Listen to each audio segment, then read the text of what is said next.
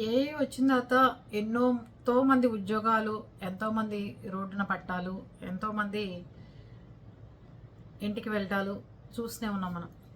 ఈరోజు టాపిక్ ఏంటి అంటే 1.62 లక్షల మంది ఒరాకిల్లో జాబ్ చేస్తుంటే దాంట్లో 30,000 మందికి రాత్రికి రాత్రే మెయిల్ రూపంలో వాళ్ళకి పెట్టిందే తప్ప ముందు రోజు చెప్పటం కానీ చేయటం కానీ ఏమీ చేయకుండా అప్పటికప్పుడు మెయిల్స్ పంపించారు, మిమ్మల్ని జాబుల్లోంచి తీసేస్తున్నామని.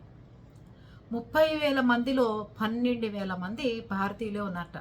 కెనడాలో కానీ అమెరికాలో కానీ పొద్దున్నే మెయిల్ పెట్టారు, 2 నెలల జీతం 3 నెలల జీతాలు ఇస్తాము, సెలవులు ఇస్తాము, ఇంకేవో వాళ్ళకి పెట్టి శుభ్రంగా మిమ్మల్ని ఉద్యోగంలో తీసేస్తున్నామని చెప్పారు.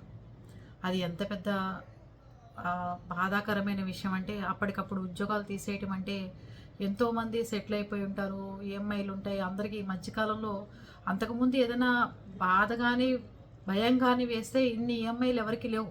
ఒక్కసారిగా క్రెడిట్ కార్డ్ లోన్స్ కానీ అప్పులు కానీ ఇవన్నీ మనుషుల మీద భారంగా మారుతున్నాయి. అందుకని 12,000 మందిని ఉద్యోగంలోంచి తొలగించింది ఒరాకిల్.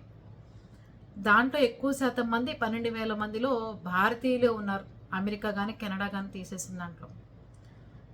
ముఖ్యంగా ఇంకోటి ఏం చెప్పాలి అంటే, వీళ్ళని ఇంకా మీరు సర్దుకుని ల్యాప్టాప్ అప్పటికప్పుడే మెయిల్ పెట్టి వాళ్ళని వాళ్ళ కంపెనీ నుంచి ఆ ల్యాప్టాప్కి సంబంధించినవన్నీ డిలీట్ చేసేసింట.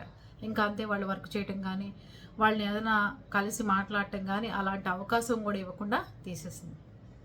ఇదండి పరిస్థితి. ఉద్యోగాలు ఎప్పుడు ఉంటాయో ఎప్పుడు ఉండట్లేదో తెలియట్లేదు. అలా ఉన్న పరిస్థితుల్లో మనం కొంచెం పొదుపు చేసుకోవడమో, లోన్లు తగ్గించుకోవడమో, క్రెడిట్ కార్డు బిల్లులు తగ్గించుకోవడమో ఏదో ఒకటి చేయాలి. వీళ్ళందరూ పై స్థాయిలో మేనేజర్ పోస్టులో పెద్ద పెద్ద దీనిగా ఉన్న పరిస్థితుల్లో ఉన్న వాళ్ళే అందరూ. అలాంటి వాళ్ళని కూడా తీసి అవతల పడేసింది. ఎంత ఏఐ నేర్చుకున్నా ఒక ఏఐ ఉంటే చాలు, అదే అన్ని పనులు చేసేస్తుంది, మనుషులతో పెద్ద పని లేదు అని చెప్పి తీసేస్తున్నారు.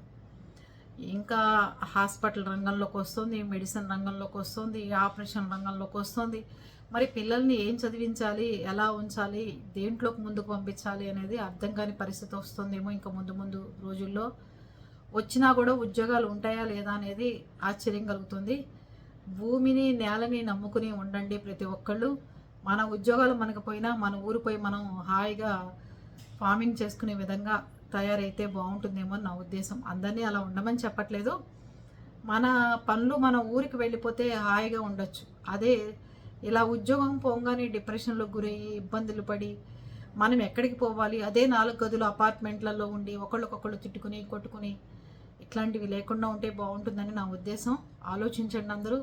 ఒక ఉద్యోగం పోయినంత మాత్రాన ఇక ఉద్యోగాలు రావు మనకి అని చెప్పి అనుకోమాకండి. ఇంతకంటే బెటర్ ఉద్యోగం, ఇంతకంటే బెటర్గా మీరు ఉండొచ్చు. ఓకేనా? ఆల్ ది బెస్ట్ అందరికీ.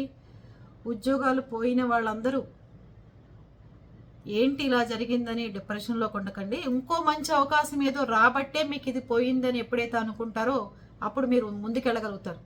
ఇంతకంటే బెటర్ చాయిస్, ఇంతకంటే పెద్ద పోస్టు, ఇంతకంటే మీరు సమాజానికి ఇంకేదైనా చేయాలి అనుకున్న వాళ్ళకి మట్టికే ఉద్యోగాలు పోతాయి. మనం ఇంకేదో సాధించాలి, మనం ఇంకేదో చెయ్యాలి కాబట్టి మనకి ఇలా జరిగిందని ఎవరైతే అనుకుంటారో అందరికీ మంచి జరుగుతుందని నా ఉద్దేశం. ఏమంటారు మీరు? ఓకేనా? బాధపడమాకండి అనవసరంగా.